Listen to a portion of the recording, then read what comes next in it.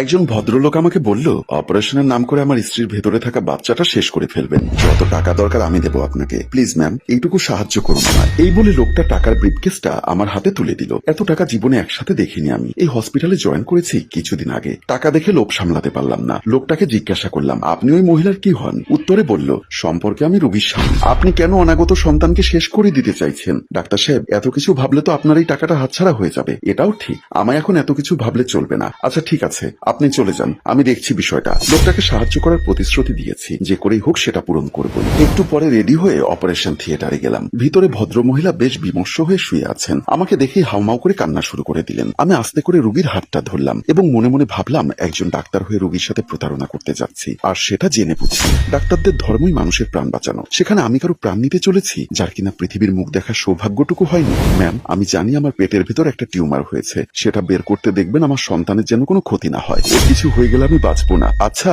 আপনি এত চিন্তা করবেন না, আমি কথা দিচ্ছি আপনার সন্তান সেফ থাকবে। একটা অনুরোধ করবো ম্যাম, কথা দিন আমার অনুরোধটা রাখবেন আপনি। অনুরোধ? কিসের অনুরোধ বলুন? যদি অপারেশন করতে গিয়ে আমার সন্তানের কিছু হয়ে যায়, প্লিজ আপনি আমাকেও মেরে ফেলবেন। আমি জানি ওর আসার সময় হয়নি এখনো পৃথিবীতে, কিন্তু ওর কোনো ক্ষতি করে আমি বেঁচে থাকতে চাই না, বলে বুক ফাটা কান্না করতে লাগলো। লক্ষ্য করলাম মেয়েটির কান্না দেখে আমার অ্যাসিস্ট্যান্টের চোখ বেয়ে পানি গড়িয়ে পড়ছে। সত্যি বলতে আমি নিজেও কখনো দেখিনি একজন মায়ের সন্তানের জন্য আকুতি কতটা বেদনাদায়ক হতে পারে। বেচারি কি করে জানবে একটু পরে ঠিক কত বড় সর্বনাশ হতে চলেছে। এরপরে তাকে একটা চেতনানাশক ইনজেকশন পুশ করলাম। অপারেশন শুরু হলো। এক অদ্ভুত দোলাচালের সৃষ্টি হয় আমার মনে। কখনো মনে হচ্ছিল ভদ্রমহিলার মাতৃত্বের কাছে নিজে নিজেকেই হারিয়ে দেই, আবার কখনো সেই ভদ্রলোককে দেওয়া কথার পালন করি। নিজের মনের সাথে যুদ্ধ করতে করতে অবশেষে আমার স্বার্থের কাছে বিবেক হেরে যায়। শেষ করে দিলাম ভদ্রমহিলার অনাগত সন্তানটাকে। অবশ্য এ সময় তার কোনো রকম ক্ষতি হবার কোনো সম্ভাবনা নেই। আর কয়েক মাস পরে হলে কাজটা এত ঝুঁকিহীন ভাবে করা যেত না। তারপর বাহিরে চলে আসলাম। আমার সহকারী হিসাবে যারা ছিল ওদের প্রত্যেককে 50,000 করে টাকা দিলাম,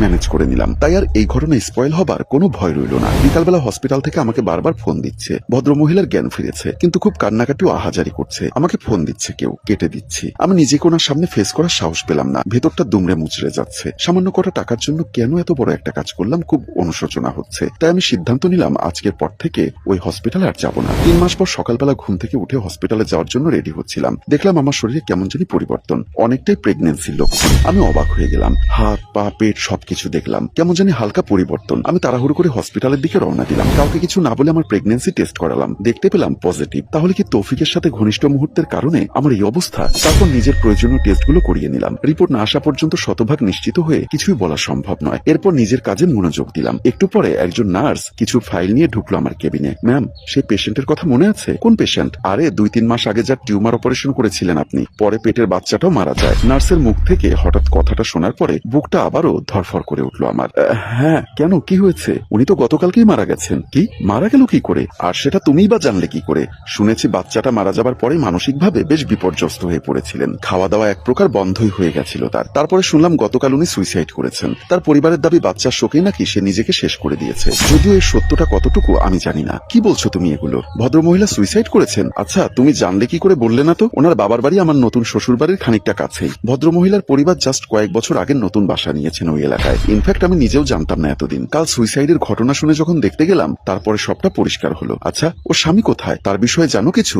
যতদূর শুনেছি স্বামী নাকি আগেই ছেড়ে দিয়েছে তাকে। এরপর থেকে বাবার বাড়িতেই থাকতো সে। ডাক্তার অনেকটাই চিন্তায় পড়ে গেলেন। মনে মনে ভাবলেন হয়তো সারাটা জীবন এই অনুশোচনার আগুনে জ্বলে পুড়ে মরতে হবে আমায়। এই পাপ থেকে পালানোর আর কোনো রাস্তা খুঁজে পাচ্ছি না আমি। তারপর আমি নার্সকে প্রয়োজনীয় সিগনেচার করে দিয়ে তাকে বিদায় করে দিলাম। বেশ কিছুক্ষণ পর রেস্টুরেন্টের কেবিনে গিয়ে তৌফিকের সাথে দেখা করলাম। আমি তৌফিককে সবকিছু খুলে বললাম। তৌফিক আমাকে বলল, কিন্তু আমি তো তোমাকে বিয়ে করতে পারবো না, তাহলে এখন আমি কি করব? তুমি কি করবে সেটা তোমার বিষয়। তাছাড়া তুমি জানো আমি বিবাহিত, আমার একটা সন্তান আছে। তুমি মেডিকেলে পড়াশোনার সময় টাকা পয়সার সমস্যার কারণে আমার সাথে রাত কাটিয়েছো। আমি মজা নিয়েছি, বিনিময়ে তুমি টাকা পেয়েছো। এখন তুমি অনেক টাকার মালিক, তুমি চাইলে যে কোনো একটা ভালো ছেলে দেখে বিয়ে করে নিতে পারো। ডাক্তার বলল, মানলাম তোমার কথা, কিন্তু আমার পেটের এই বাচ্চা, তার কি হবে? আমি যতটুকু জানি এরকম অনেক রোগীর সমস্যার সমাধান বর্তমানে তুমি করেছো। সো তোমারটা অ্যাবর্শন করে নাও, পরিষ্কার হয়ে যাও। কি বলতে চাচ্ছ তুমি? আমি তোমার নামে মামলা করব। এই কথা বলার সাথে সাথে ডাক্তারের মাথায় একটা পিস্তল ঢুকিয়ে বলল, একদম চুপ, একটা কথাও বলবে না, তাহলে তোমার লাশও খুঁজে পাবে না কেউ। এ কথা বলে তৌফিক চলে গেল। বাড়িতে ঢুকে দেখি সবকিছু যেন স্তব্ধ হয়ে আছে। একটু পরে একটা মহিলা এসে বলল,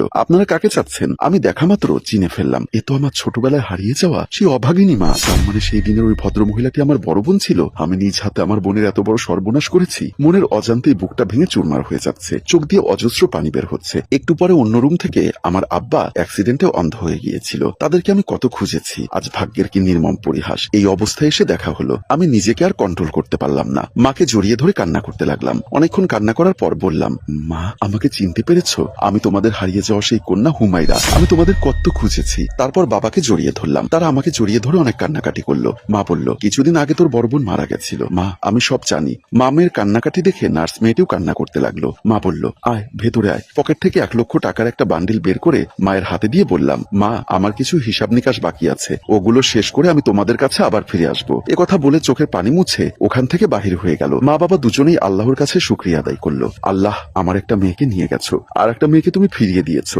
তোমার লীলা বোঝা বড়ই দায়, তোমার কাছে লাখ লাখ শুকরিয়া।